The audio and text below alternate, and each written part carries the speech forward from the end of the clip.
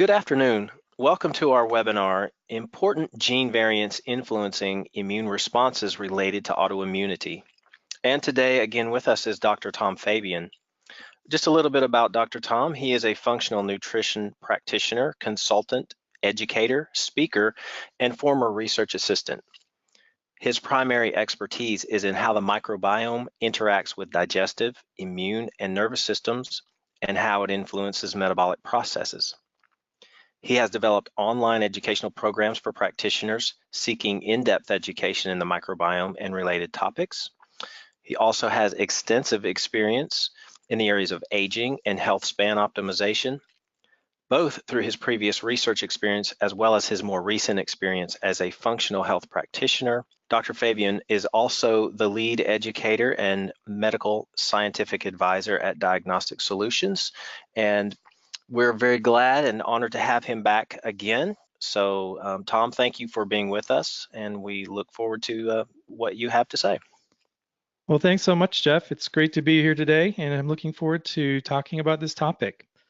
This is actually a pretty timely topic because it has a lot to do with both the field of precision or personalized medicine in general, since there's so much focus on the omics technologies in general, but in particular genomics. So this is really a relevant topic to precision and personalized medicine, and it's also particularly relevant for our company, Diagnostic Solutions Lab, because we just released recently a test that basically covers a large number of SNPs, as well as a lot of information that goes along with that as part of the GenomicInsight solution. And I'll be focusing on that a little bit more towards the end of the presentation.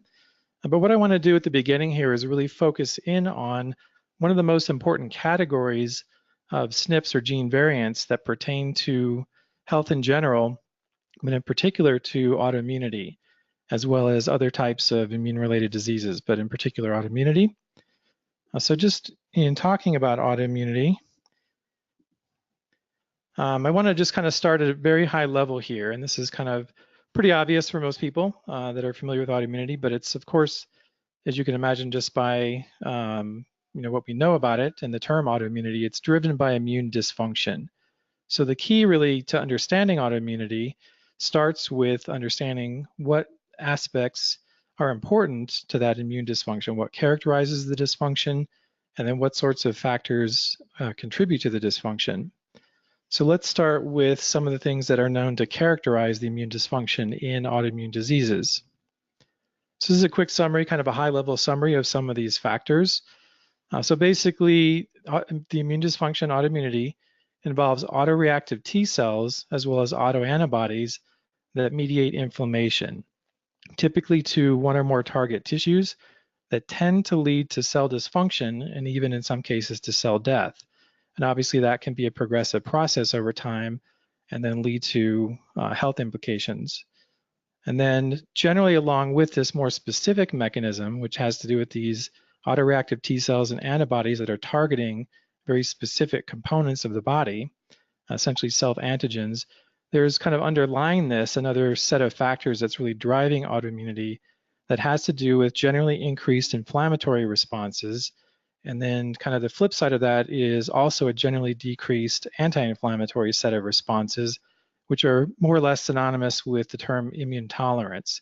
So basically at the same time there's this reactivity to self-antigens, we tend to have a decrease in tolerance to self-antigens, but not only self-antigens, but also to microbes such as the ones in the microbiome, and also to food antigens, to name a few.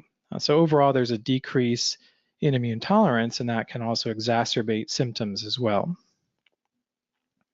So we can kind of look at this balance schematically where we have the pro-inflammatory responses on the left and the anti-inflammatory responses on the right. So the pro-inflammatory responses that tend to be involved in autoimmunity are generally characterized as Th1 and Th17. So those are terms you may have heard about, but they refer to, the Th refers to T helper cells. So T cells are a major type of immune cell, and Th1 and Th17 are two different types of generally pro-inflammatory types of responses based on those T cell responses. Then at the other end of the spectrum, there's the anti-inflammatory responses that tend to be involved in immune tolerance. To some extent, that involves what's called the Th2 set of responses that are also involved in allergic reactions as well as asthma. And then also of increasing importance in terms of what we're recognizing in the responses that are involved in autoimmunity is the Treg cells. And so T regulatory cells turn out to be really important for immune tolerance. And it turns out, so we used to kind of think that Th1, Th2 balance was really key when it came to inflammatory type diseases and autoimmunity. But new research over the last 10 years or so has really emphasized the importance of Th17 and Treg balance in particular for autoimmunity. So this is just a quote from a recent review paper summarizing the role of Th17 and Treg cells in autoimmunity. And in the quote, they say, since many autoimmune diseases are driven by Th17 cells and suppressed by Treg cells, the balance between these cell types is critically important for pathogenesis, prognosis, and therapy. So again, it's really about the balance. We know that in autoimmunity, generally there tends to be an increase in Th17 type responses and a decrease in Treg responses. Ideally, both of those responses are in balance. So we do need some inflammatory responses to deal with sort of normal situations such as infections, et cetera. But then that needs to be restrained or balanced by the anti-inflammatory responses. So this is a table from that review paper summarizing what's known in terms of the Th17 and Treg responses in the pathogenesis of various autoimmune diseases. So you can see the title of the table at the top. It's a little bit small, a little bit hard to read, but it says Th17 Treg role in pathogenesis and therapy of autoimmune diseases. And then I just highlighted the left column because I'm going to zoom in on that area so it's a little bit easier to see. So in the left column is a list of several different autoimmune diseases: multiple sclerosis, psoriasis, rheumatoid arthritis, inflammatory bowel diseases, and systemic lupus erythematosus. And then in the first column after that is basically the role of the Th17 responses. And then in the third column is the role of the Treg responses. So if you just sort of focus in on the arrows, you can see that basically in every one of these autoimmune conditions, they've characterized an increase in Th17 type responses. And again, in every one of these conditions, they've also characterized a potential decrease in Treg cells. So again, this balance between Th17 and Treg cells seems to be a pretty universal feature of a wide range of autoimmune conditions. Another factor that, of course, is widely thought to be involved in autoimmunity is molecular mimicry. And that's something we're going to touch on a bit more as we go through the rest of the webinar. But just wanted to mention it here so that we're not missing that key piece of the puzzle. And just to kind of give you a quick summary of what molecular mimicry is all about in terms of what we know so far in autoimmunity. I just wanted to basically read this quote here from a recent review article titled Molecular Mimicry and Autoimmunity. So they say molecular mimicry is one of the leading mechanisms by which infectious or chemical agents may induce autoimmunity. It occurs when similarities between foreign and self-peptides favor an activation of autoreactive T or B cells by a foreign-derived antigen in a susceptible individual. So that begs the question, what are these foreign antigens? Basically, how are they driving immune dysfunction and autoimmunity? So basically, what are the causes or contributors to this immune dysfunction in autoimmune disease? It turns out, based on a number of studies, we know a number of these factors, and you can kind of separate them into what are thought of intrinsic factors. So those are factors basically that are part of our biology, and then there are the external factors, essentially the environmental factors. So in terms of the intrinsic factors, there's basically development, the period of development when the immune system is developing, and it's also for the first time being exposed to lots of different types of environmental antigens. So that's a very critical period in terms of both immune development and also microbiome development, which we'll be talking a little bit more about later. But that, again, that's a very important aspect that can contribute to susceptibility to autoimmunity, as well as age, especially advanced ages. It's noted that there's a general increase in susceptibility to autoimmunity with age. There's also a difference often for most autoimmune conditions in terms of gender. And then genes, of course, are known to play a significant role, which is going to be obviously a major focus of this webinar. And in terms of external factors, we certainly know that diet plays a big role. Exposure to various chemicals, drugs, etc., can play a role. Certainly exposure to pathogens. In many cases, certain pathogens are thought to trigger autoimmunity, and others are thought to play some sort of role in autoimmunity. And again, newer research is now indicating that the microbiome, and especially imbalances in the microbiome, also contribute to autoimmunity. Let's go ahead and focus on that aspect a little bit here because that's related to what we're going to talk about in terms of genetic susceptibility. So this is a quote from a recent review article titled Kaleidoscope of Autoimmunity from Genes to Microbiome. And in the article, they say it is now believed that the microbiome is a major trigger of autoimmunity in genetically predisposed hosts. So the two parts that I've underlined here are really what we're going to be focusing on in this webinar. So first, we're going to talk a little bit about the role of the microbiome and then talk about the genetic susceptibility aspect.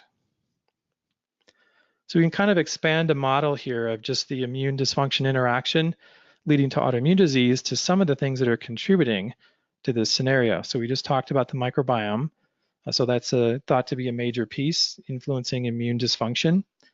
But then at the top, you can see we have our external factors, particularly pathogens. So we will be focusing on that as well, because that's related to a lot of the genetic susceptibility genes that we're going to be talking about. And then at the bottom, you can see there's the intrinsic factors. And of course, we have genes and the other factors that we just talked about, age, development, and gender. So this kind of gives us a little bit more complete picture of the situation leading to autoimmunity. All right, so this next article kind of talks a little bit more about the relation between the microbiome and immune dysfunction or regulation autoimmunity. And they say specific components of the gut microbiome have been implicated in the production of pro-inflammatory cytokines and subsequent generation of Th17 cells. Similarly, commensal bacteria and their metabolites can also promote the generation of regulatory T cells, contributing to immune suppression. So there's essentially two different aspects that the microbiome can contribute to this overall Th17 Treg balance. Some microbes can basically stimulate the pro-inflammatory Th17 responses. Others potentially can stimulate the Treg cell responses. So when we're talking about the balance again between pro-inflammatory immune response and anti-inflammatory immune response, again, we know that the inflammatory microbes potentially can stimulate pro-inflammatory immune responses, and then beneficial anti-inflammatory microbes can stimulate the anti-inflammatory responses and especially promote immune tolerance. So it appears that that immune imbalance that we tend to see with autoimmunity in terms of Tregs and Th17 cells is driven at least in large part by imbalances in the microbiome. So let's talk a little bit about the role of the microbiome and various microbes in general in molecular mimicry. So this is a really fascinating study that just came out earlier in 2019 titled Association of HLA-Dependent Islet Autoimmunity with Systemic Antibody Responses to Intestinal Commensal Bacteria in Children. So this study was looking at kind of several aspects of these antibodies that are generated to the microbiome and their potential role in terms of molecular mimicry in increasing susceptibility to diabetes. And then specifically looking at pancreatic islet autoimmunity in this case.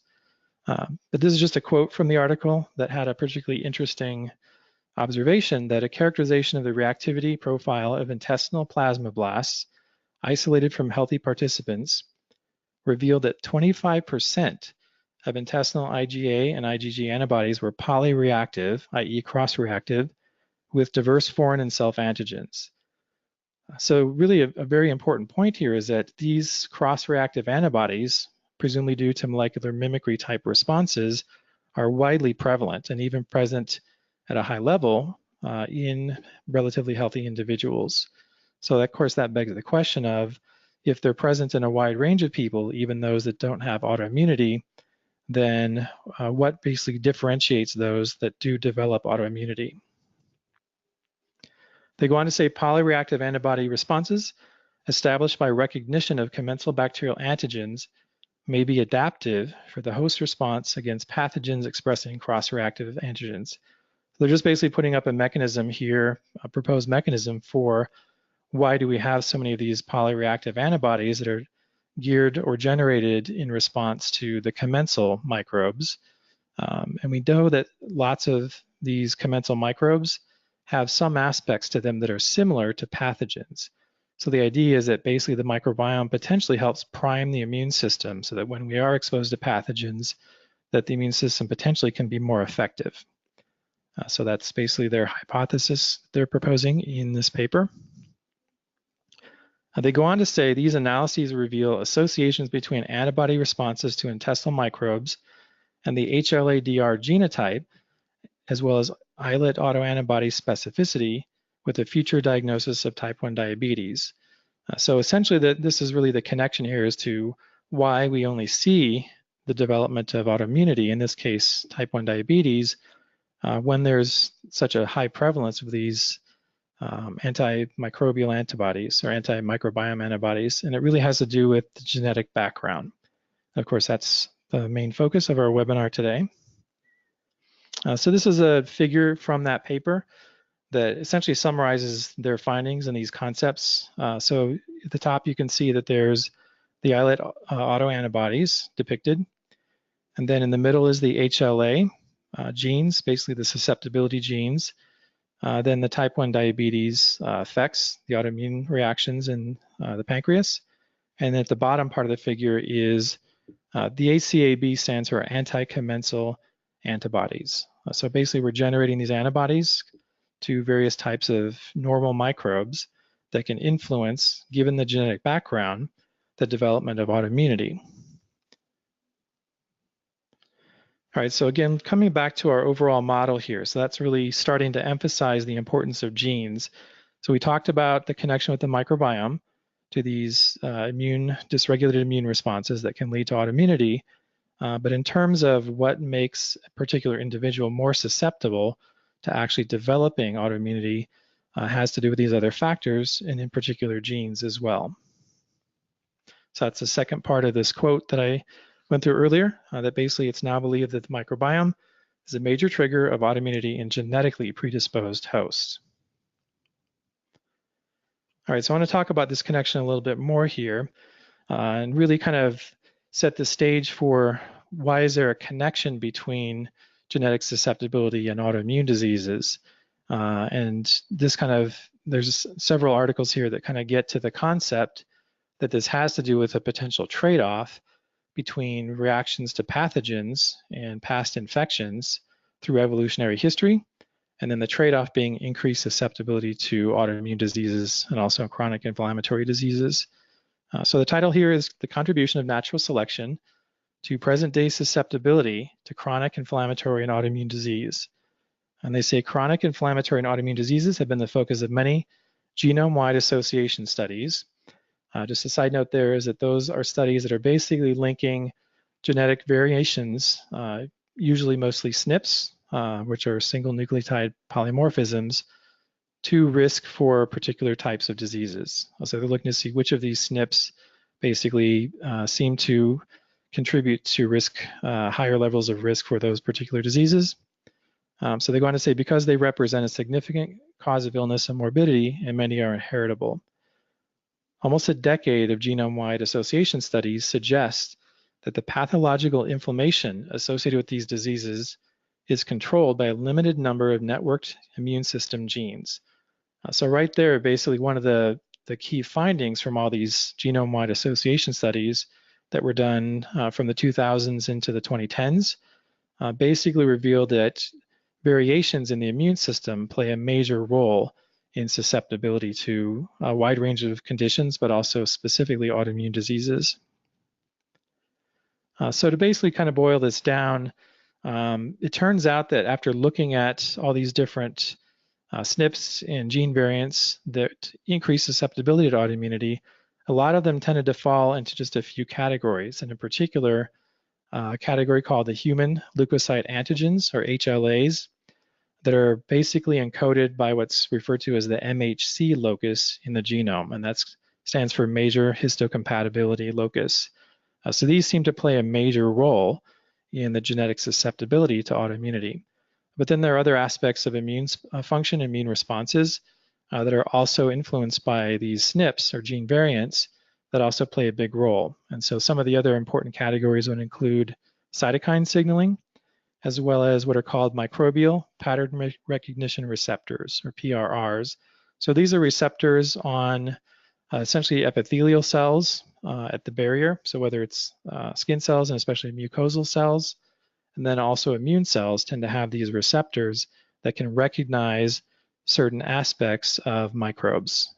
So it's similar in some ways to antigen recognition, but it's not generally as specific as antigen recognition by antibodies. And then, of course, there's a wide range of other potentially immune-related factors that also can be involved in terms of SNPs that affect susceptibility to autoimmunity. So just a little bit more about the HLA locus, which is also known as the MHC locus. So in this review article, they say associations between the MHC and autoimmune diseases reported in the 70s were some of the earliest described genetic associations, and they remain the strongest risk factors for autoimmune diseases. So that's one of the key conclusions from these genetic studies, is that these HLA genes seem to play an outsized role in terms of their effects in increasing susceptibility to autoimmunity. So in that review paper, they had a table that basically summarized for a number of different autoimmune conditions what's known as far as these HLA associations. The table is actually pretty large and complex, so I just did a screenshot here of just a couple sections of it, so we can kind of zero in here and just get an idea for how prevalent these HLA genes are. So if you see, so the title here is Major Histocompatibility Complex Associations to Autoimmune Diseases. And in the left column are the diseases. So the first one is rheumatoid arthritis, then CED is celiac disease, and PS is psoriasis. So you can see for each one I've underlined essentially the main information. So RA's, rheumatoid arthritis, is associated with HLA-DRB1. That's a pretty strong association. Celiac disease has the HLA-DQ locus that many of you are familiar with, especially DQ2 and DQ8. Psoriasis, one of the main susceptibility genes in that case is something called HLA-CW6. Then the next part of the table shows information for AS and then systemic lupus erythematosus. So I think AS is ankylosing spondylitis. And then basically for those, they show yet additional HLA alleles that have an associated risk. For ankylosing spondylitis, that's HLA-B27, the first one here. That has a very high level of association with ankylosing spondylitis. So that's just something to note there. But the second one for SLE is HLA-DRB1. You can kind of get the picture here that basically virtually every autoimmune disease that's been studied in depth so far has some association with at least one or more of these variants in the HLA locus. Same for type 1 diabetes, as well as multiple sclerosis and the rest of the table here. So just another quote here that's kind of providing some additional information here about these MHC-related genes, the HLA genes. So the title is MHC Locus and Genetic Susceptibility to Autoimmune Infectious Diseases. And they say molecules encoded by this region are involved in antigen presentation, inflammation regulation, the complement system, and both the innate and adaptive immune responses, indicating that the MHC's importance in immune-mediated autoimmune and infectious diseases. So obviously a very important region of the genome for good reason, because it plays a very large role in immune responses. And this next article is titled Genetics of Immune-Mediated Disorders from Genome-Wide Association to Molecular Mechanism. So that's really the question is, so we've identified these various SNPs. We want to know, what are they doing? What do they tell us about the disease? What do they tell us about the immune dysregulation? And also potentially the causes of that immune dysregulation. So they say here in the summary that genome-wide association studies confirm the prominent and strong genetic association of many immune-mediated diseases to particular HLA alleles. This was anticipated as the MHC region is enriched for genes with immune functions. And then I've underlined this part. Many HLA alleles are required to present self-antigens to T cells, which then induce autoimmune reactions. So that's giving you some key information there as far as why these HLA variants seem to be so important for the development of autoimmunity. So it's a lot of text there, so I just wanted to kind of represent this visually here so we can kind of put the pieces together. So this is basically a representation of essentially how detection, the process from detection of an antigen through antigen processing, et cetera, can then influence the development of different types of T cells. So essentially that's part of the picture for what determines whether we have an imbalance in Th17, for example, and Th1, or if we have imbalances in Th2 and Treg. So starting at the top left, you see there's basically the microbial antigen depicted that's detected by an innate immune cell, specifically an antigen-presenting cell. Typically, those are either dendritic cells or macrophages. But essentially, one of the things that they can do once they detect the antigen is they can take up the antigen, essentially process it, and then break it down into peptides, and then present those peptides to what are called naive T cells. And that involves an interaction with these HLA molecules. So basically, the peptides are presented in the context of an HLA molecule. So basically, you can imagine that these genetic variants in the HLAs somehow influence that interaction and essentially make it more likely that there will be a reaction, especially a pro-inflammatory reaction, that leading to specific types of pro-inflammatory cells, T cells, that then can target the self-antigens. So that's essentially the process there, kind of in a nutshell.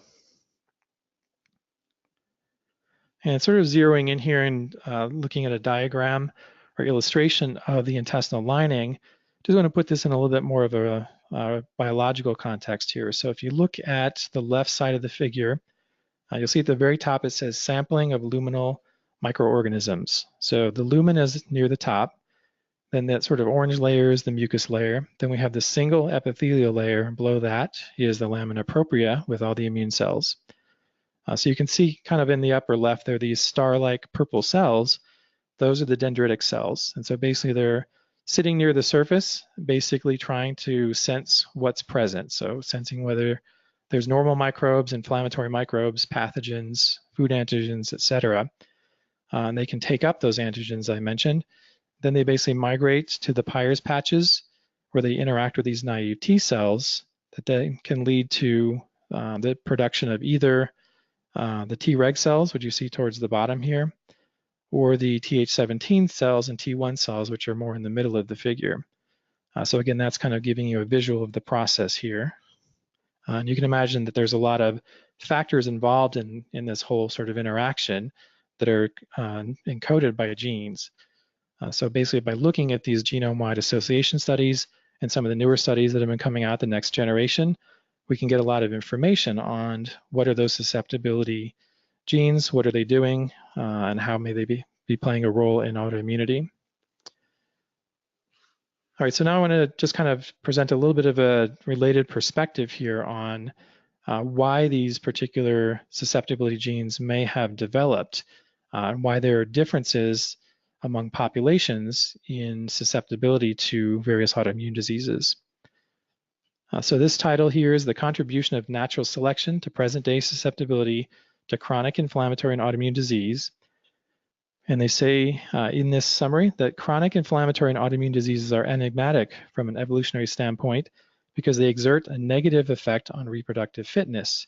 The persistence of these conditions may be partially explained by the important roles the implicated immune genes play in pathogen defense and other functions thought to be under strong natural selection in humans. So I mentioned this trade-off potentially between selection for a stronger immune response to specific pathogens, especially in large-scale epidemics in the past, that basically selected for essentially either a stronger response, so basically people who are more resistant to those infections. But then unfortunately the downside appears to be increased autoimmunity. This is another article referring a little bit to the hygiene hypothesis, which is that hypothesis refers to the change in microbial exposure that we've had in modern times due to both drugs and sanitary practices. But basically this title here is the hygiene hypothesis, old friends and new genes. So they're putting this in the context of what we know from these genetic studies. So they say genetic predisposition is a sine qua non for the development of allergic or autoimmune disease due to the ongoing evolutionary battle of protection against infectious disease while maintaining an acceptable risk of autoimmune disease. And interestingly, in this review article, they actually have a table that documents what's known about, for specific genes, what this trade-off appears to be.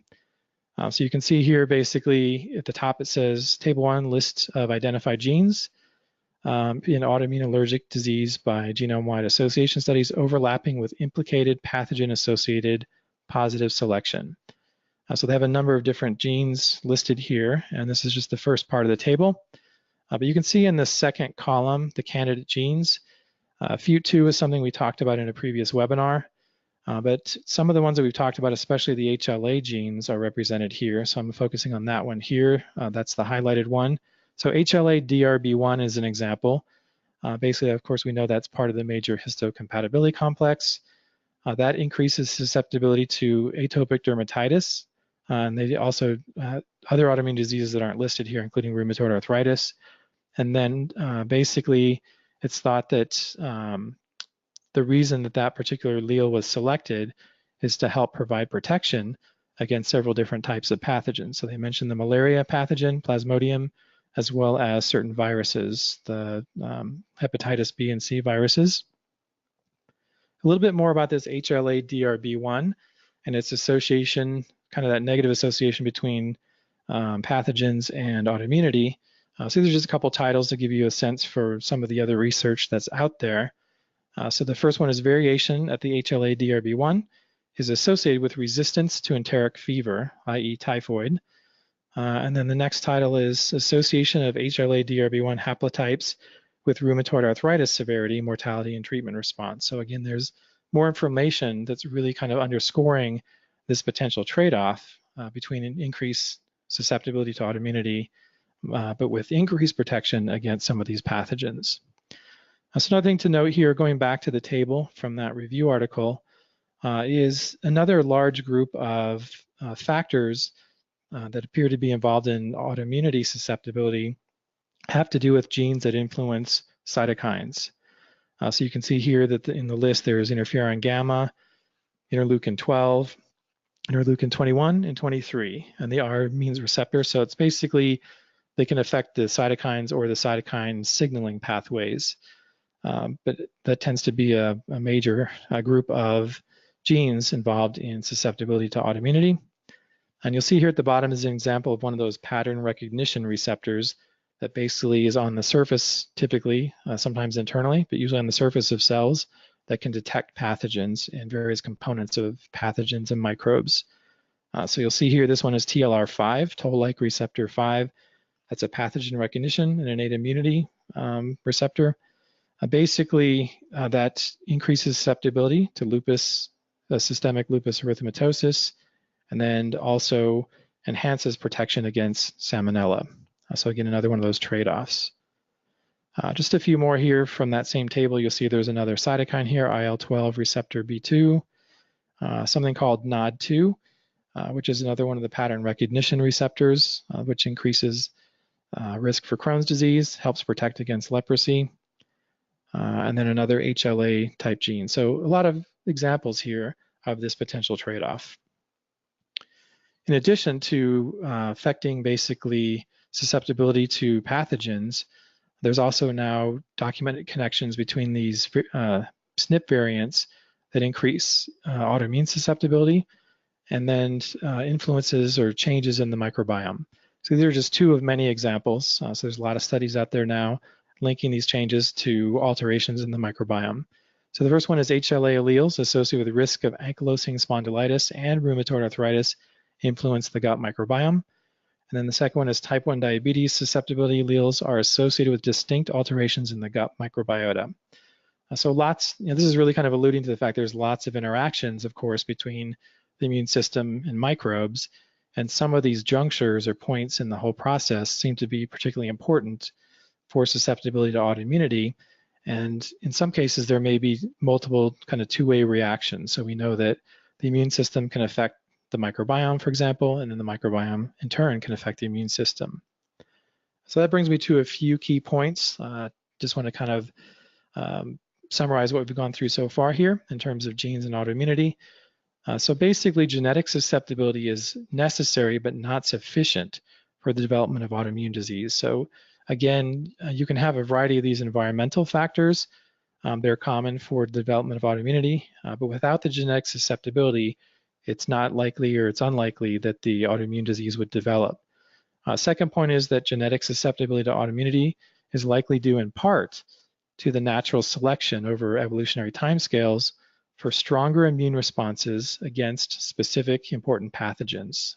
There's more and more documented cases of this relationship over time as well.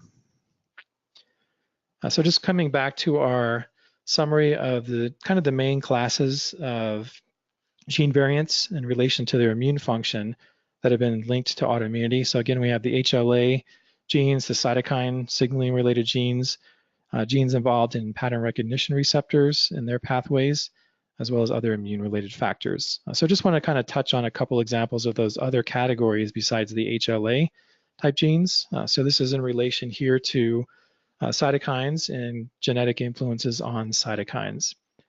So the title is A Functional Genomics Approach to Understand Variation in Cytokine Production in Humans. As part of the Human Functional Genomics Project, examination of millions of human genetic variants demonstrates that host genetics plays a significant role in inter-individual variability of cytokine production in response to different types of microbial stimuli. So essentially, there's a lot of information in this paper and related papers where they're looking into, it's kind of the next generation beyond these genome-wide association studies, where they're looking into, now that we have these SNPs identified that we know are related to an increased risk for autoimmunity, we're trying to characterize what they're doing in particular. So a lot of them influence specific immune responses that are specific to, say, a certain cytokine. And some examples include cytokines that may interact with LPS from gram-negative bacteria, and LPS, depending on the organism, can be very inflammatory. And so we know that some of these genes can influence the response of that cytokine to one particular type of microbe or microbe component, but not necessarily others. So it's really a very individualized sort of interaction.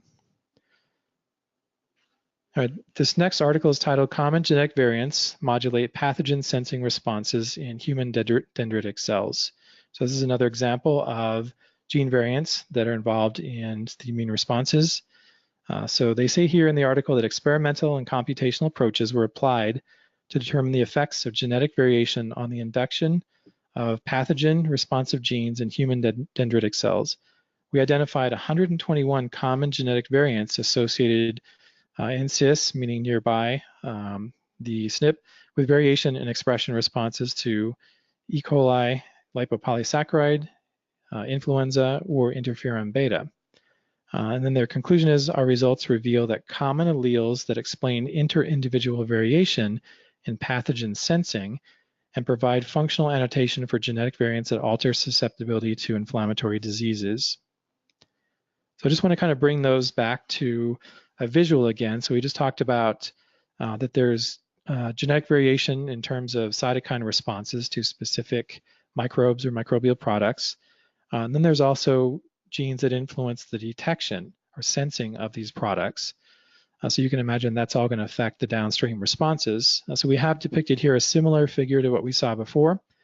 But if you look at the upper left, in this case, instead of an antigen, we're looking at microbial products such as LPS or butyrate. So butyrate is generally produced by what are thought to be largely anti-inflammatory types of microbes, bacteria, that can promote immune tolerance, whereas LPS tends to be inflammatory. So depending on the exposure and what the dendritic cell in this case is detecting, that can influence the types of cytokines that it releases. So if it releases essentially more pro-inflammatory type cytokines, that will also influence the development from naive T cells into various different types of immune cells. So as you can imagine, that with the right amount of butyrate, not high levels of LPS, then that may result in cytokines that promote T regulatory cells and Th2 cells, for example. But if there's an imbalance where there's a higher level of LPS, that can result in a higher level of pro-inflammatory cytokine production that leads more to the Th1 and Th17 type responses. So this is really helping to connect, this figure is really helping to connect those dots in terms of what's going on in the microbiome, how the innate immune cells are detecting that and responding to it, and then ultimately how that may influence that balance between the various T-type cells. So this is typically in conjunction with antigen presentation as well. So that whole kind of set of things together, basically detecting these microbial components and generation of cytokines, plus antigen presentation, all play a big role in determining the TH balance. So again, that's where a lot of these gene variants tend to play a role. And again, bringing this back to kind of a view of the mucosal barrier. Once again, we have the lumen and the microbes at the top, then the mucus layer. And kind of looking in the center here, you'll see something that says TLRs. Those are the toll-like receptors, the pattern recognition receptors that are recognizing certain components of bacteria. So basically, those are on the epithelial cells. Those types of receptors are on the dendritic cells. So once again, if they detect that essentially friendly bacteria are present and friendly products like butyrate are present, then that tends to promote tolerance signals. But if it's the opposite with imbalance of LPS and a lack of butyrate, that may tend to favor a more pro-inflammatory type response. All right, so we've kind of fleshed out a number of different aspects then to this sort of model of some of the key factors that play a role in development of autoimmune diseases. So we talked about the microbiome, we talked about genes, we talked about pathogens, and all of those play potentially important roles. And then there's, of course, other influences as well on that process. So obviously a potentially complicated process, but there's been a lot of progress in recent years really elucidating some of these key components. And again, it has to do with basically ultimately coming down to, in terms of the microbiome component, the balance between inflammatory microbes and anti-inflammatory microbes.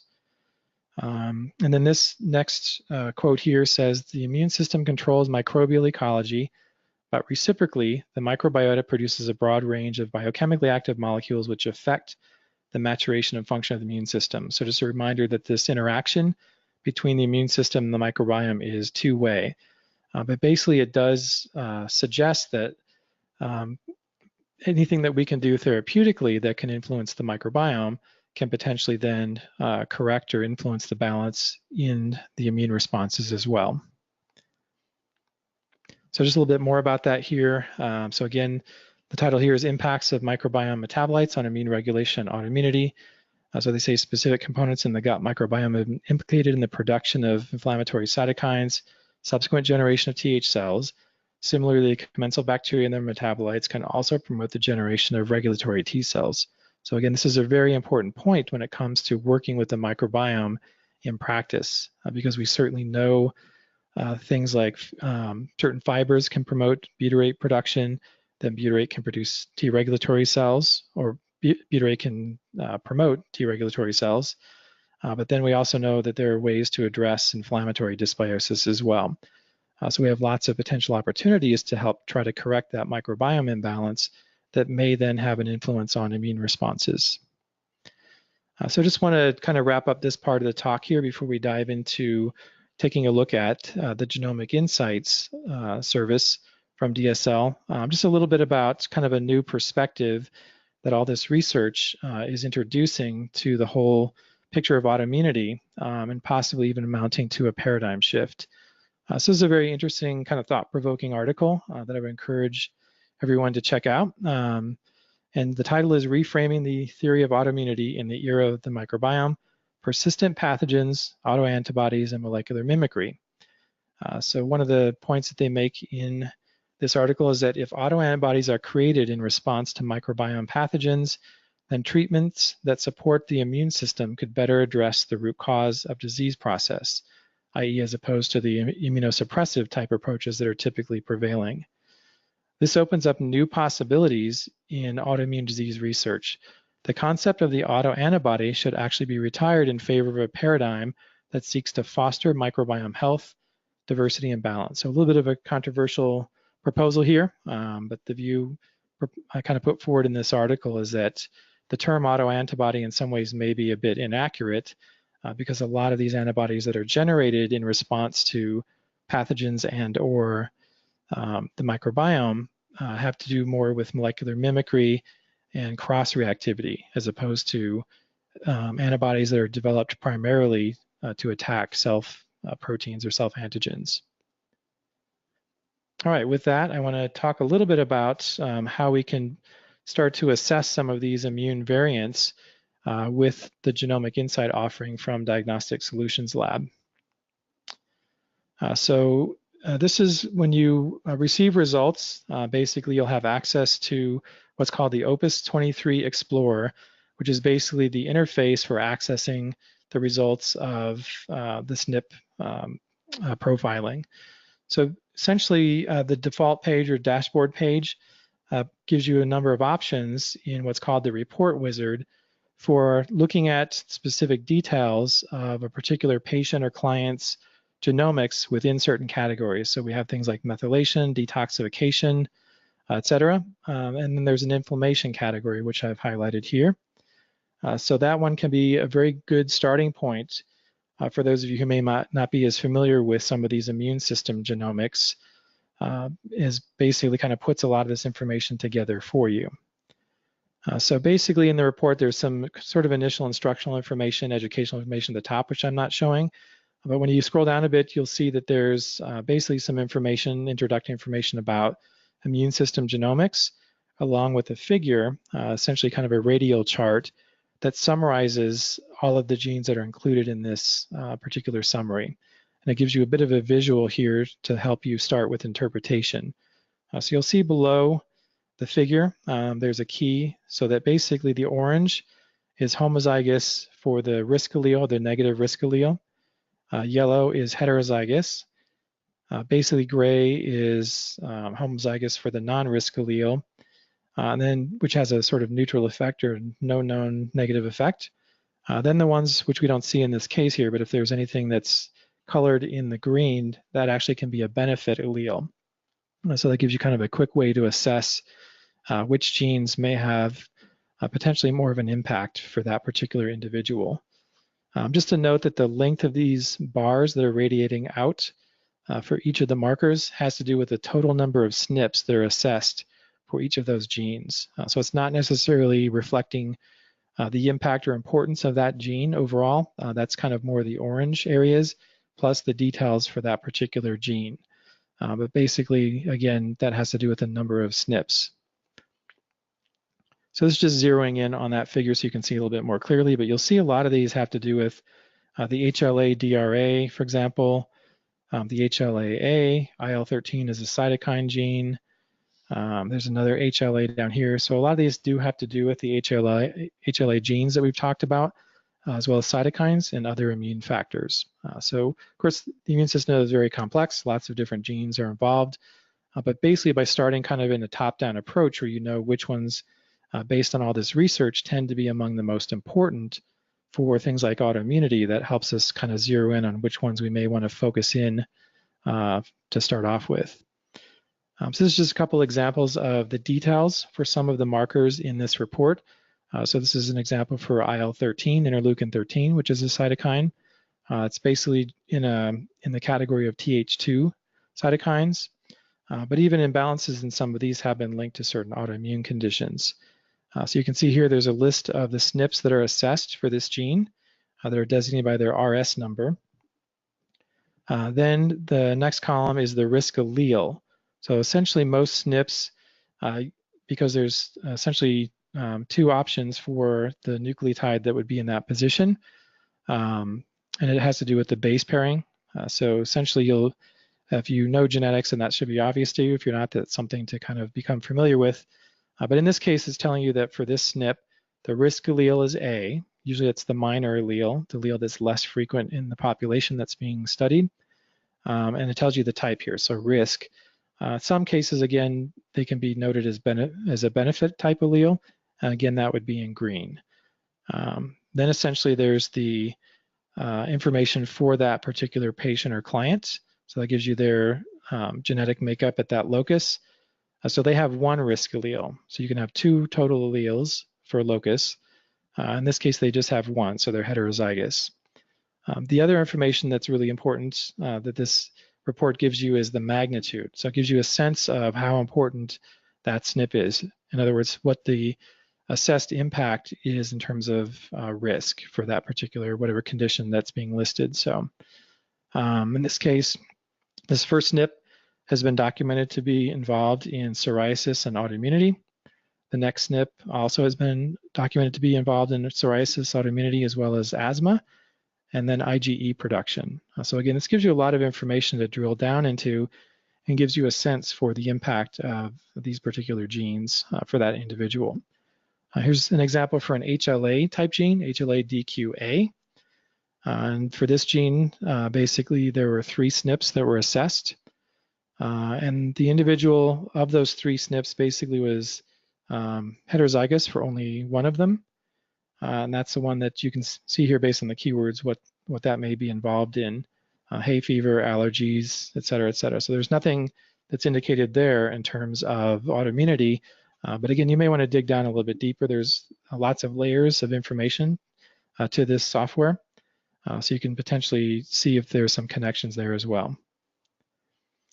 All right, so that's basically just a brief introduction to the report wizard when it comes to how do we begin assessing an individual's immune genomics. So that's a great place to start, is the report wizard for the inflammation category. If you're a little bit more advanced in terms of assessing genomics and you've had experience with this before, another great option is to go into the SNP navigator. As you'll see this here in the left column.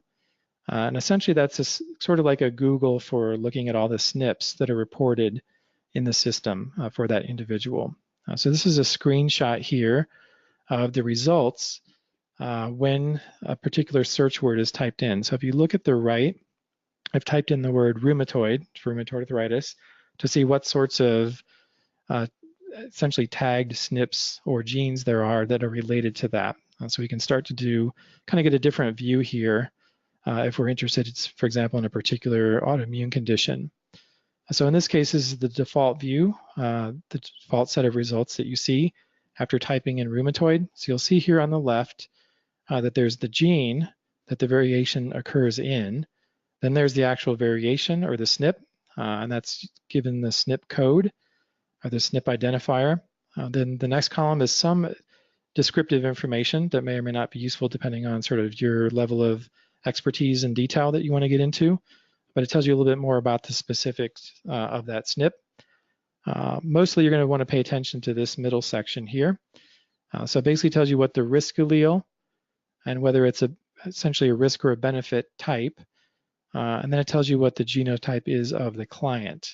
And so once again, the gray is basically neutral. So no significant effects, no negative, no positive effects overall. Then there's heterozygous, then there's homozygous. So by default, this particular view is ordered or ranked by magnitude. So that's one way you can kind of look at it and sort of scan through here and see for the client which high magnitude genetic variations do they have, especially for the homozygous ones. So that's one way you can kind of look at it. But you can click to the top of each column to reorder based on that column. So if you want to see specifically what the results are for that client, then it will order it by basically all the SNPs that are homozygous, and then followed by the heterozygous SNPs, and then the SNPs that don't apply. So if you kind of look at this view here for this individual, when I typed in rheumatoid, we can kind of get a sense for what genes may play a role there. So looking at this set of results here, you'll see some of the things that we may recognize, like this HLA-DR1. That's been widely documented to be involved in susceptibility to rheumatoid arthritis. Then there are a number of other ones here. Some of them you may recognize again is IL-12. That's one of the cytokine-related markers. our genes HLA-DR-B1, which is basically just another SNP of that same gene, and then on and on. So again, you can kind of get a sense by just ranking it and looking at this data in different ways, filtering it in different ways. You can kind of get a sense then for their genetics related to whatever sort of condition or topic that you want to search on. So lots and lots of layers of information here. And again, you can really get a lot of great information that provides that sort of basis for informing your approach in terms of personalized precision approaches for your patients and clients. So again, that's just kind of a quick overview of how we would apply this information in terms of looking in genomic insights and getting a sense for your particular patient or client's immune genetics. So with that, that wraps up the webinar. And if you'd like to check out additional resources or the webinar recording, which will be available soon, I would encourage you to go to the Diagnostic Solutions Lab website. Then under the Clinicians tab, there's a Learning tab, and that will take you to our Learning Resources page, where we have webinars, articles, interpretive guides, etc., that can help you understand the various testing options from Diagnostic Solutions Lab. So thanks so much for listening today, and I look forward to seeing you in our next webinar.